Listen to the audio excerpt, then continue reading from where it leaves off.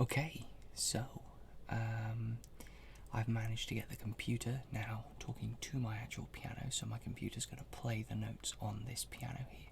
If I just click play, it should cycle through every single note, and you should be able to hear that if I turn it up.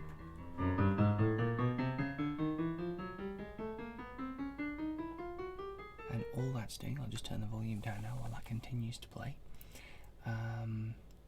It's all in the piano keys for the moment. It's just cycling this key here. This is the one controlling the keys now, and it just sends an event to the MIDI. And so all I've done there is just create an output controller and just create that as a variable, and I'm just sending notes to it now, so we'll just keep playing those now forever and ever. But yeah, that's really cool. We got communication back and forth between Unreal Engine and my MIDI device. So thanks very much.